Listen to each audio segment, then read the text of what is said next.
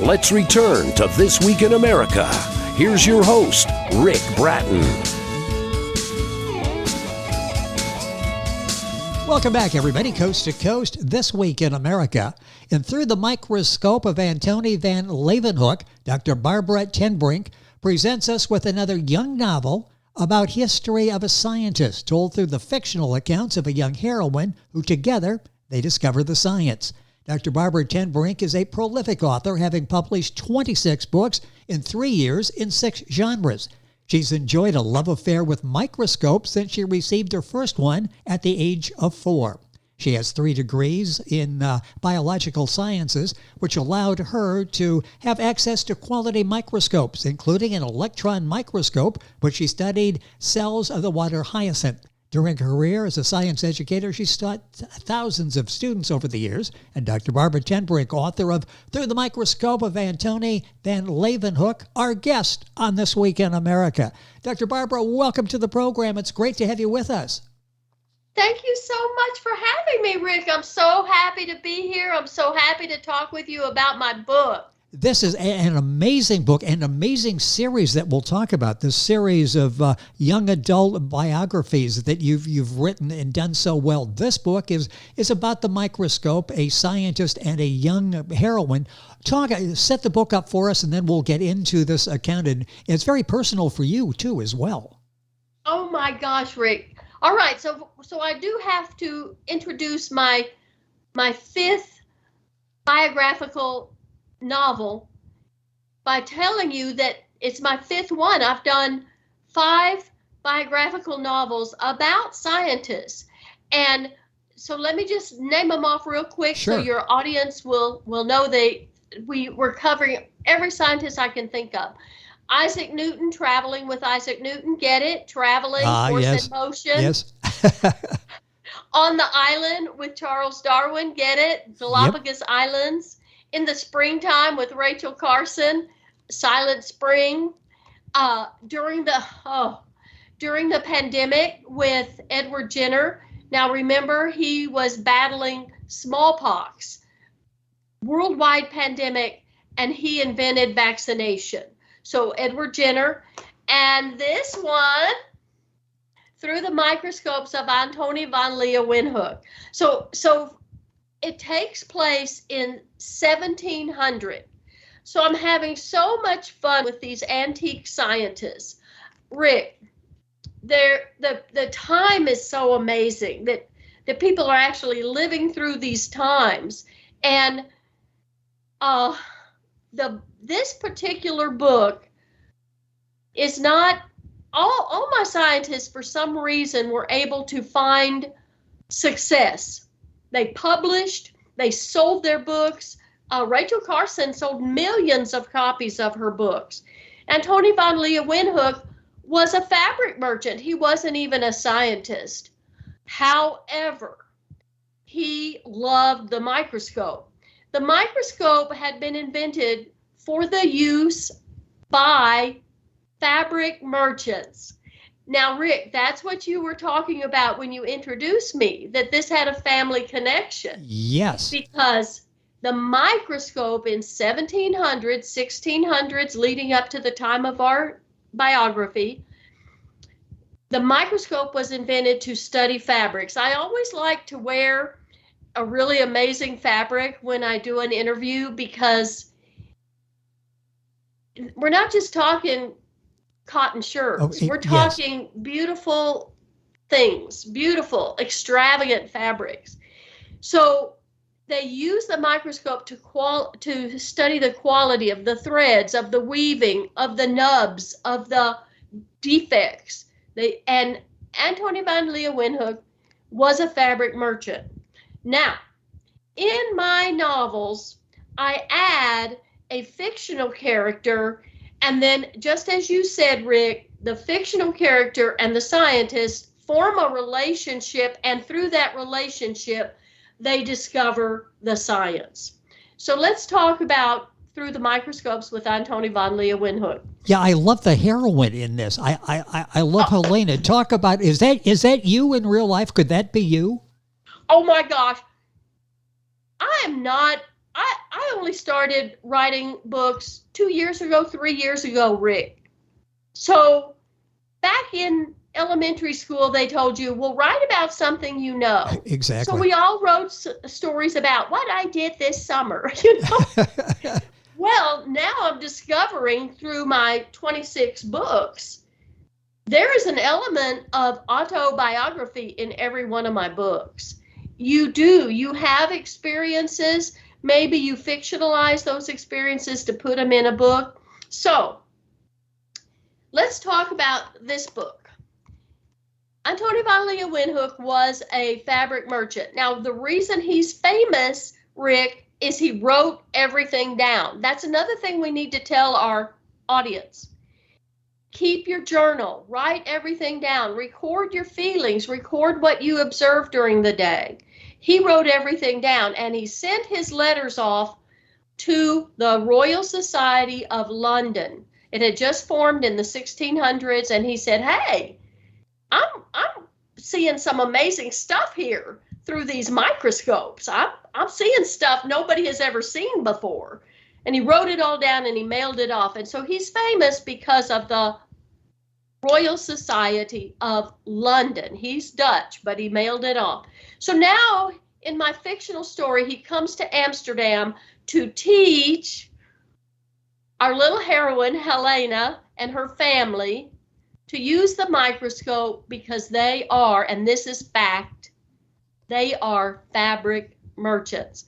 My husband's family, get ready for this. This is unbelievable. Yeah, I love this. In 1635, my husband's family in Mettingen, Germany, were purveyors of linen. So, Rick, in 1635, they simply carried a bolt of fabric under their arms and walked off. They were carrying fabric throughout Europe.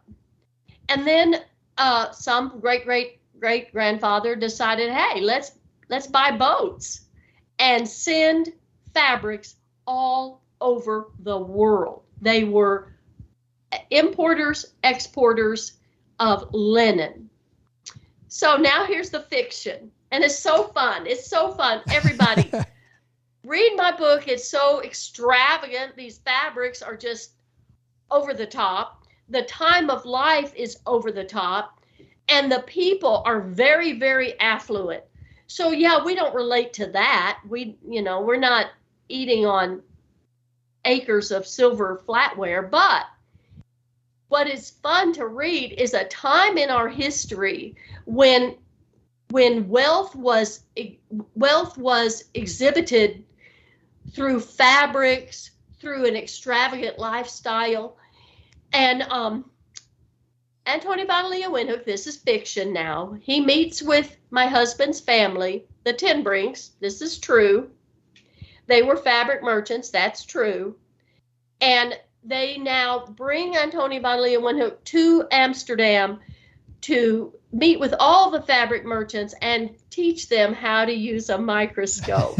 How fun is that? It is fun. It is such a great read. The guest on the program is Dr. Barbara Ten Brink.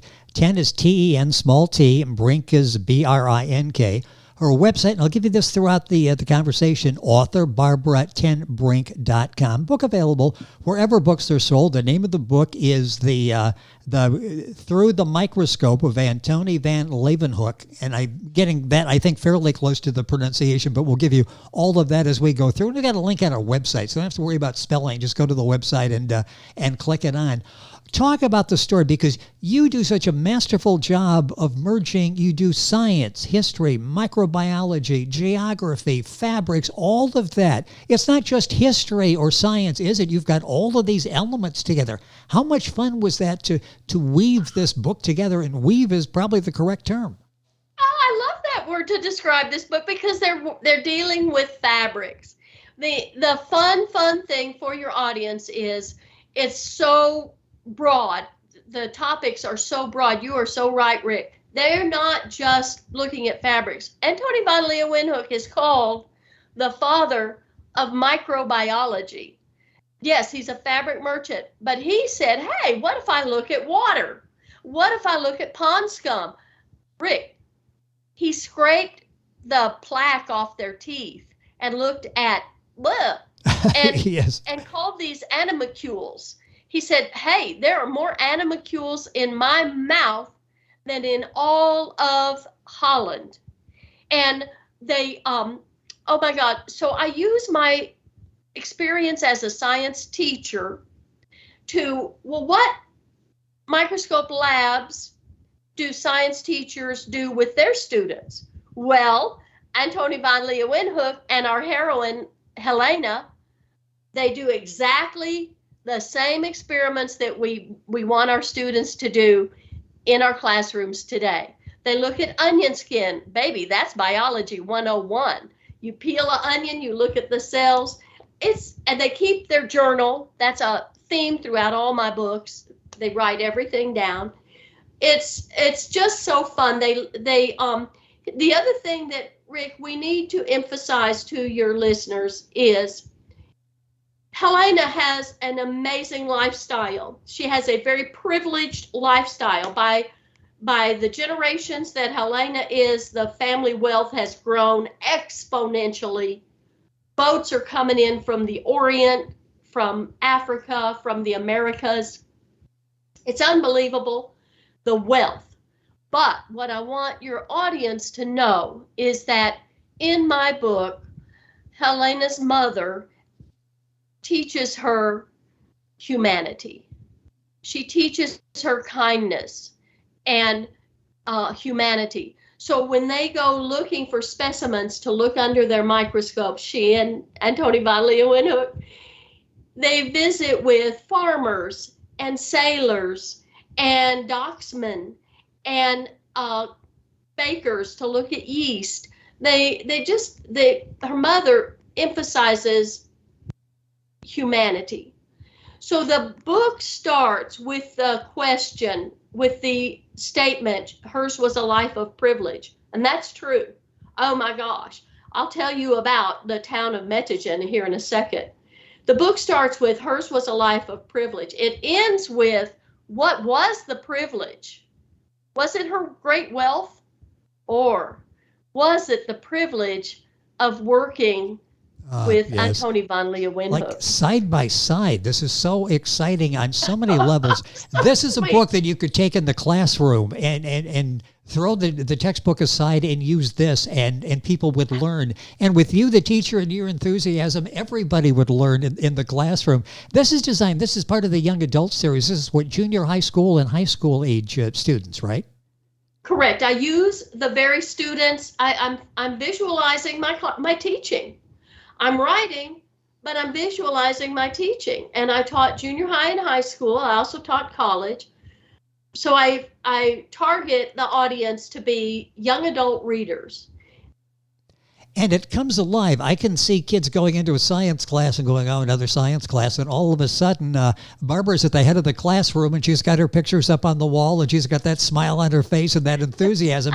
You can almost, I would think, stand in front of the kids and see the light bulb go off. Like, this is really cool. What a great way to present science. And so many other elements. I hate just to call it a science book, because a science story, because there's so much more there to that. I want to ask you, boy, time is going by so quickly. We'll have to do this again, so much more to talk about, but your fascination with the microscope began at age 4. What was that, the microscope, that really captured your attention? Well, for one thing, I was very young, and the legacy my parents gave me was this enthusiasm that you see here for science. We were a military family, so we lived all over the world. And we took advantage of every environment to go out into the nature. We hiked the Bavarian Alps. We hiked Mount Fuji. We walked everywhere. We looked at things. My parents took me to every science museum in Europe. And I just have always loved science. Every one of my books, all my poetry, they're all science themed. And you'll find all of the books listed at Dr. Barbara's website, which is author-barbara10brink.com. I'll spell that at the end here, but you can find that direct link on our website. All the books are there. Of course, Amazon, the usual places, mainspringbooks.com, wherever books are sold, you will find this.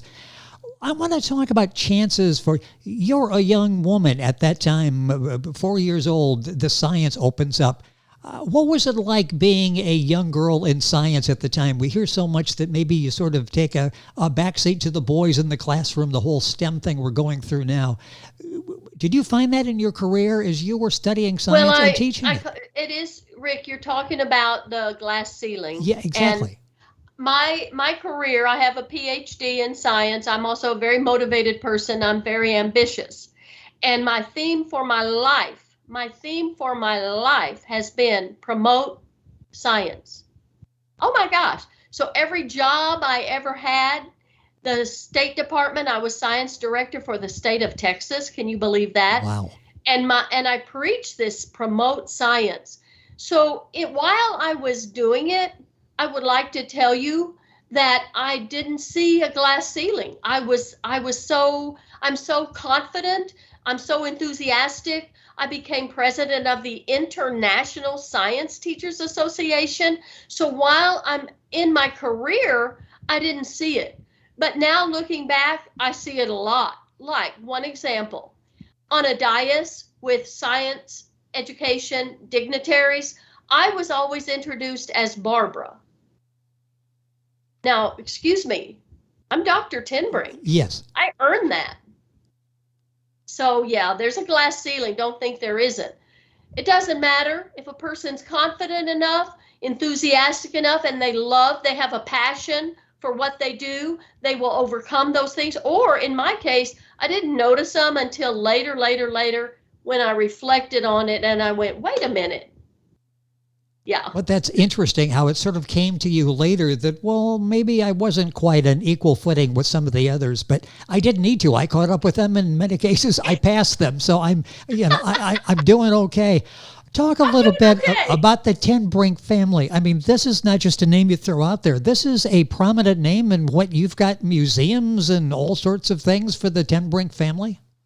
Well, what I love about my books, and I verify and justify all of the science in my books. So Antoni van Leeuwenhoek, we know his history. He recorded it and mailed 50 letters to the Royal Society of London. The other fact that we can check and recheck is the town of Mettingen, Germany, has dedicated the entire town to the Tenbrinks, because the Tenbrinks in the 1700s built the town. They built the cathedral. They provided for every merchant, every craftsman in the town. They made sure that everybody benefited from this wealth that was pouring in because of linen. And there are sculptures to prove this. There are frescoes on the walls showing the tall ships that the Tenbrinks owned. There are maps on the frescoes that show where the Tenbrinks went with their linens, and even the ledgers are recorded in frescoes on the walls. That's just so impressive. Our guest is Dr. Barbara Tenbrink. I'll give you the information. A few minutes left in the program, going by so quickly here, but I want to talk about this formula that you use in this book. The book is Through the Microscope of Antoni van Leeuwenhoek. You use in the others. Talk about that, because Helena is not the only young heroine, right, that's out there in your book series. You use one in all to tell the story. I do. I want people to enjoy the science. I'm going to promote science, but while you're reading my books, it should be entertaining. Yes. And so we're reading about Isaac Newton, Charles Darwin, but there's always a young adult that enters into that scientist's life, and together they form a relationship. Charles Darwin is a good example. I went to Galapagos. I lived on Galapagos for 3 weeks. And there are indigenous natives on Galapagos who hire out, get ready for this is amazing, as young naturalists So now Wow. this boat docks in help me, I don't remember, 1860, whatever. And the young man meets Charles Darwin and says, I'm gonna help him explore my island. Oh my gosh, it's so sweet. It's so sweet. They share so many experiences. They see things that Charles Darwin would never have seen if he had just walked around the coastline. Oh, yes. No, he went up into the volcanoes and he went, with this young naturalist. Same is true for traveling with Isaac Newton. He is invited to the coast of England on a family vacation with his next door neighbor. And so in that family vacation, travel, force and motion, gravity, friction, optics. He teaches his little friend that is a member of the family. So it's just really sweet. It's fiction, I hope. And we need to say this, Rick. In the back of my book under teacher's notes, I asked the reader how to best engage with the book. And so I always ask the question, can you separate the fact from the fiction? Where did the author take a license and go into fiction? Interesting. And where is the fact? You display science in such a fascinating way. Adults can learn from this as well. Just when we thought we went through years of science, not like this, because this really comes alive. And from a young adult standpoint, it's like suddenly this is not just getting through science. I can't wait for another class with Dr. Tenbrink because this is really fascinating material. I see this as a great video series. Have you talked about doing anything with the young person and the scientist at various points in history? Well, I do have 2 book trailers. One of them is Traveling with Isaac Newton. It's on YouTube. It's a book trailer, and it's really well done. It's real cute, and my book trailers are cute. They're well done. Yes. Do you miss the classroom? Like 49 years you were in the classroom, literally taught thousands of children, young adults, probably, and their parents during the course of that 49 years teaching. Do you miss that? Although this is an extension of the classroom, isn't it? Well, okay, so I'm going to tell you something, Rick. COVID did a number on public education. Oh, yes. I mean, and private education as well. Schools closed down, kids didn't come, teachers didn't come. COVID did a number. So for me, after 49 years, I said, for me, it was over. It was over. And so I get to teach in a whole new way. Now, I'm actually collecting my thoughts in a way like legacy. My books are my legacy. Yes. So the lessons are in there that I taught all those years, but now they're in a format that anybody can enjoy, and they're a legacy for my granddaughter, etc. It's very rewarding, I have to say. They are very entertaining and again touch on so many different aspects, different elements, science, history, microbiology, geography, fabrics in this particular case. And that love, that enthusiasm, that passion comes through the screen, as I'm sure it came through in the classroom when you were there teaching. It's such a fascinating book. And this is the 5th in the series, the Science Young Adult Biography series. All 5 are now available. This one is Through the Microscope of Antoni van Leeuwenhoek. All of them are available. You can find them at Amazon, of course. You'll find them at her website, author barbara10brink.com. And you can link on by going to our website, thisweekinamerica.us. Barbara is B-A-R-B-A-R-A, small T-E-N, and then capital B-R-I-N-K. Author barbara10brink.com, again, is her website. So much more to talk about. I would love to have you back on the program. Thank you for joining us on the program. Continued success. What are you working on now? Oh, thank you for asking. Well, I always have about 4 books open, open on my computer. So I'm always writing poetry. I'm always writing. You may be familiar with this form of poetry called haiku. Oh, sure. I have written 9 volumes of haiku. And but I have another young adult novel, biography novel, Into the Canyon, as in Grand Canyon, Into the Canyon with Mary Coulter. Remember, Mary Coulter was the architect with the Fred Harvey Company and the Atchison Topeka Santa Fe Railroad. So that's my next young adult biography. Fascinated by that. I'm sure there's a great story there, and I can't wait to have a chance to talk about so much that we can discuss in future programs. But you can enjoy the work that Dr. Ten Brink has done so far with all of her books. Again, it's author BarbaraTenBrink.com. All this available on our website, thisweekinamerica.us. This particular book, Through the Microscope of Antoni van Leeuwenhoek. Doctor, it's been a pleasure having you on the program. Thank you for joining us. Congratulations on the success of these books, and not in the classroom, but reaching thousands of children, young adults all across the world. Thank you for joining us on the program. Bye, Rick. Thank you. Looking forward to having you back. Our guest, Dr. Barbara Ten Brink. Information on our website, thisweekinamerica.us. We're back on today's program right after these messages. This Week in America is online. You can visit our website, thisweekinamerica.us. Scott Pinkerton, Associate Producer of This Week in America. Jay Anderson, Segment Producer. Ben Watson, Webmaster. Otto Bechet, Director of Engineering and TV Production. This Week in America produced and is a trademark of Blue Funk Broadcasting, LLC. For information on all of our guests and to listen to this week's show, our website again at thisweekinamerica.us. And I'm Sean Bratton, Executive Producer of This Week in America.